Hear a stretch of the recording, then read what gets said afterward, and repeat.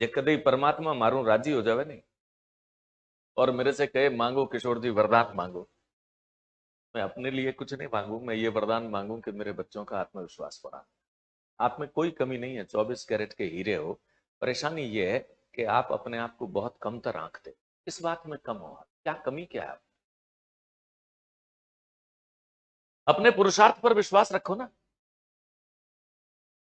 आप देखो तो सही, दुनिया की सारी ताकतें आपकी मदद के लिए आ जाएंगी। मैंने ये लिखा, आपका पहला रिएक्शन हमेशा हर ह्यूमन बीइंग का होता है, सर दो है समझ में को नहीं आयो तो वोटर पादा समझ में क्या आई, 10 बार पढ़, 20 बार पढ़, या तो तू आ तय कर ले कि मैं 1 और 2 बार पढ़ूं, सर समझ में नहीं आए तो छोड़ दे, एक फैसला।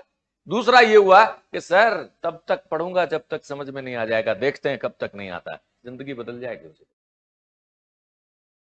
मैंने कहा ना बेटा, अगर आपने ये तय कर लिया कि आपको सफल होना है तो दुनिया की कोई ताकत रोक नहीं सकती। और अगर अंदर से डरे हुए हो, सर मारे तो पार पड़े को नहीं तो मैं थोड़ा दिन पहले लिखी हो नहीं, ऊपर वालों भी दुखी हो जाओ वो के वाह भाई तू चावे जी तथास्तु, ऊपर वालों भी तो आंख तो है नहीं यार। इसलिए कभी नेगेटिव ना सोचें। आपण बडेरा कहता नहीं कि भाई रे इनली बिनली बात नहीं करनी, दिन में कोई एक कोई बोलोड़ी बात सही हो जाए।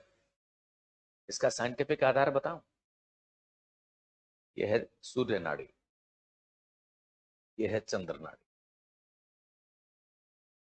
और जब ये बदलती है समय बीच में नाड़ी चलती है जिसे सुषुम्ना है, और सुषुम्ना नाड़ी जब चल रही होती है उस समय आप जो सोचते हो वो हो जाता है। ये इसका साइंस, और ये बहुत बड़ा विज्ञान है जिसे स्वर विज्ञान कहते हैं। और जो बहुत पहुंचे हुए लोग हैं, मैंने तो बहुत थोड़ा सा पढ़ा है, मुझे कोई अनुभव नहीं है, मैं स्वर बदलना जानता,